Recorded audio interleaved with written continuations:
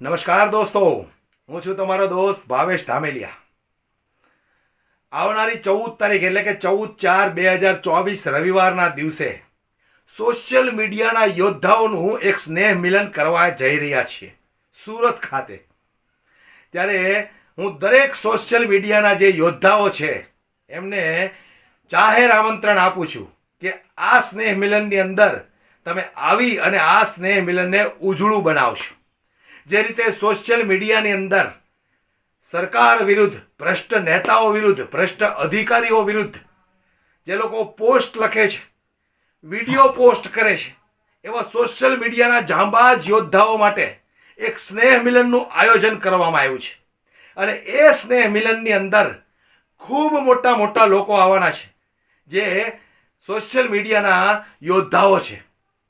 તો હું દરેક લોકોને વિનંતી કરું છું કે 14/4/2024 એટલે કે આવતા રવિવારે સુરતની અંદર આ સોશિયલ મીડિયાના જાંબાજ યોદ્ધાઓનું સ્નેહ મિલન રાખવામાં આવ્યું છે. કઈ જગ્યાએ રાખવામાં આવ્યું છે એમનું હું સરનામું તમને આપું છું, બરાબર ધ્યાનથી સાંભળી લેજો. સુરતની અંદર મોટા વરાછા વિસ્તારમાં દુખિયાના દરબારથી ગોપીન ગામ તરફ જતા મધુરમ ફાર્મ હાઉસ આવે છે. ફરી એક વખત તમને એડ્રેસ આપું છું.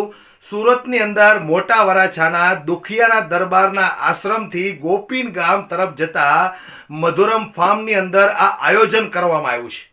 તો હું દરેક લોકોને વિનંતી કરું છું કે સોશિયલ મીડિયાના જાંબાજ યોદ્ધાઓ અચૂકથી પધારજો આ સ્નેહ મિલનની શોભાવૃદ્ધિને વધારવા માટે. અને હવે મારે ખૂબ અગત્યની વાત કરવી છે, બરાબર ધ્યાનથી જરા સાંભળી લેજો. અમે લોકોએ જે આયોજન કર્યું છે એ આયોજનની અંદર ફક્ત પહેલા સભાનું આયોજન કરવામાં આવ્યું હતું.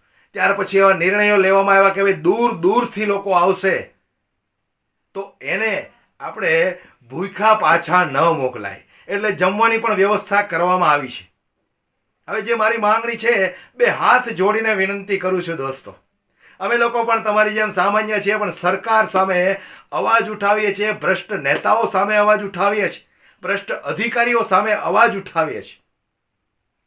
ત્યારે આ સોશિયલ મીડિયાના યોદ્ધાનું જે સ્નેહ મિલન યોજવામાં આવ્યું છે એ સ્નેહ મિલનની અંદર રાત્રિના સમયે સભાનું આયોજન કરવામાં આવ્યું છે. ત્યાર પછી દરેક લોકોને જમવાની પણ વ્યવસ્થા કરવામાં આવી છે. તો એ જમવાની વ્યવસ્થા કરવામાં આવી છે એ બદલ મારા તમામ મિત્રોને બે હાથ જોડીને વિનંતી કરું છું કે એ જે વ્યવસ્થા કરવામાં આવી છે એમાં જે લોકો કોઈ યોગદાન આપવા માંગતા હોય તો ફૂલ નહીં તો ફૂલની પાંખડી, કારણ કે આપણે બધા જ સોશિયલ મીડિયાના ભાઈઓ છીએ. આપણે જે કંઈ આપેલું દાન કોઈ એળે નથી જવાનું, એ હું જાણું છું, તમે જાણો છો. તો એ દાનની જે રકમ આવે એ આપણે આ સોશિયલ મીડિયાનું જે યોદ્ધાનું સંમેલન કરવામાં આવ્યું છે એ જ સંમેલનમાં ખર્ચ કરવાની છે. તો ફૂલ નહીં તો ફૂલની પાંખડી નીચે તમને કોમેન્ટ બોક્સમાં હું નંબર જણાવું છું અને મારો QR કોડ પણ તમને આપું છું. જે લોકો ઈચ્છતા હોય, જબરજસ્તી કોઈને નથી, એટલું યાદ રાખજો, જબરજસ્તી કોઈને નથી. 10 રૂપિયાથી લઈને જે તમારી ઈચ્છા હોય એ તમે દાન કરી શકો છો. એમનો પૂરેપૂરો હિસાબ પણ તમને મળશે. તમારી મોજૂદગીમાં જ એ રૂપિયાની જે રકમ ભેગી થઈ હશે એનો તમને હિસાબ એ સ્નેહ મિલનના દિવસે જ આપવામાં આવશે. તો હું તમામ દોસ્તોને વિનંતી કરું છું કે આ જાહેર આમંત્રણ છે. સોશિયલ મીડિયાના યોદ્ધાઓ જે સોશિયલ મીડિયામાં ભ્રષ્ટ અધિકારીઓની બેન્ડ બજાવે છે એવા સોશિયલ મીડિયાના યોદ્ધાઓ, ચલો આપણે સૌ સાથે મળીને એકબીજાને ગળે મળીએ. અત્યાર સુધી હું ને તમે ફક્ત ફેસબુકમાં એકબીજાના વિડીયો જોયા કર્યા, શેર કર્યા, લાઈક કર્યા, પણ આજે સમય આવી ગયો છે કે એકબીજાને રૂબરૂ મળવાનો અને ગળે મળવાનો. તો વિડીયો વધુમાં વધુ શેર કરી દેજો, દરેક લોકો સુધી પહોંચવો પડે દોસ્તો. અને સૌ લોકોને ફરી એક વખત વિનંતી કરું છું કે નીચે Paytm number, Google pay number આપું છું, QR કોડ પણ આપું છું. જે લોકો જે દાન કરવા ઈચ્છતા હોય એમાં તમે દાન કરી શકો છો. અને અચૂકથી પધારજો. મારા દરેક મિત્રોને વિનંતી કરું છું, સોશિયલ મીડિયાનું જે આ સ્નેહ મિલન કરવામાં આવ્યું છે એમાં તમારા લોકોનું હાર્દિક સ્વાગત પણ હું કરું છું.